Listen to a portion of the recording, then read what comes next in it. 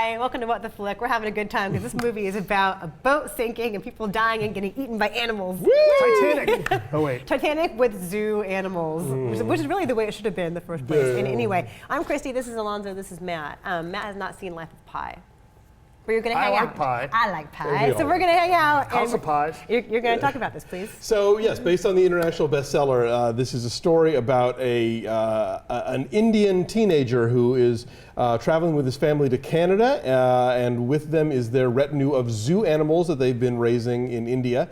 And there's a storm, and the ship sinks, and the sole survivor is the boy, and a tiger, and a hyena, and a zebra. And an orangutan. And an orangutan. And complications ensue. Take a look.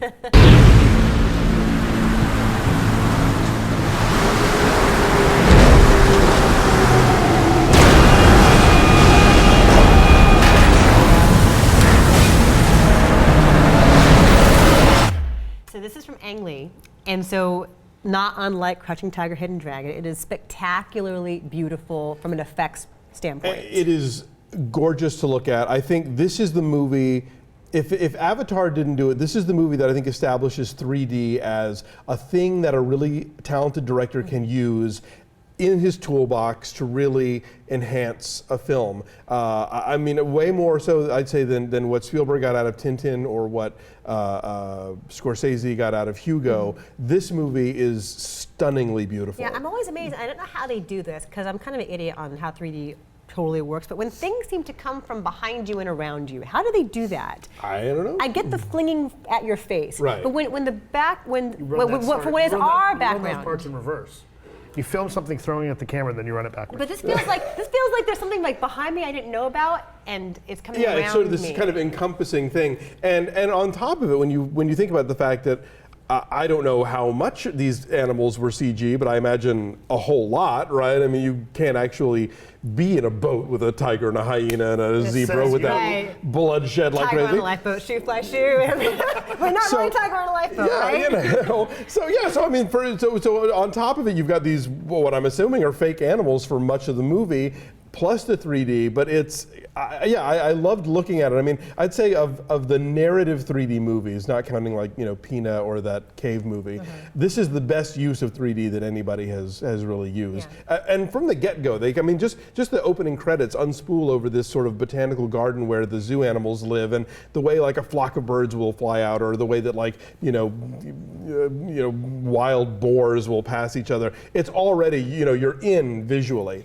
Now, mind you, we're talking this much about the visuals because the script is kind of ass. Well, it's got this fucking framing device that it does not need, and maybe that's in the book too. I don't know. I didn't read the book either. But it's all told in flashback, where the guy who we know survived all this is talking to a writer, blocked novelist played by Rafe Spall. Right, who's going to do a book about this potentially, and so it's all being told in flashback, and it cuts back and forth between them walking around Montreal and having lunch and talking about it, and then you have to have this really needlessly tidy sense of closure at the end, where you see the guy's family. This is yet another example, like the third movie in a row where they don't know when to end. Yes. You have a nice, perfect ending, and then they have to tack on something that explains too much. Yeah, exactly. It's like, the movie turns in this sort of metaphorical direction where suddenly they explain to you this whole other read of everything, and it's like, really? And it's obvious. Which happens in the book. Does it? Yes. You read the book? I have researched the book. I haven't read, but you there's a metaphor thing that happens in the book. But here's the thing.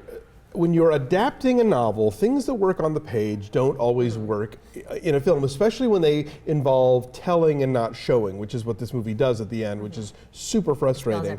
I'm much more in favor of an adaptation that gets the spirit of the book right, and not so much the letter.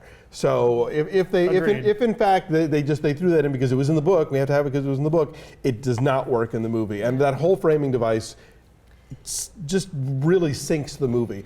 But still worth seeing, and worth seeing in the theater in 3D. Even if you think, ugh, I hate 3D, I hate the glasses, whatever, endure it for this one, because it is visually just such a rich experience, and he really gets, I mean, Avatar was great in that it was immersive, and you would sort of forget after a while that, oh yeah, I'm not actually on this planet, you know, that I'm sitting in a theater watching all this. This movie is so artfully done and so beautiful to look at that you know, as much as I hate a lot of the writing, you've got to see it. You've got to see it and see it the way it was meant to be seen. Is it showing it all in 2D? Isn't it 3D everywhere? If it was intended to be shown in 3D, I don't know. Most movies will have a 2D option. I mean, there are people who can't see 3D. They, you know, their eyes can't do it. People with iPad pirates. Well, no, I had a good friend. Pirates are in this movie. That's true. Seas. Yeah, no. I had a good friend in college who one eye didn't work, so he could not see 3D. You know, I mean, he could drive. He had peripheral vision, but he couldn't do 3D. So, I mean, I can't think. I mean, maybe like the Glee 3D concert movie was only in 3D, but I think generally they offer a 2D option. So see it in 3D if you can. It is beautiful. I agree. Your number is? I'm going to say, just for how great it looks, minus how crappy the scripting often is, I'll go 7. I'm saying a 6.8. I'm pretty much totally on point with you. So 6.9 is our average. It's at 94% in the Rotten Tomatoes world, but it's still kind of early. Yeah. It's still kind of early, but the reviews are mostly pretty positive, so I think it's going to probably stay relatively high. Yes, it's magical and majestic. Ooh, bye.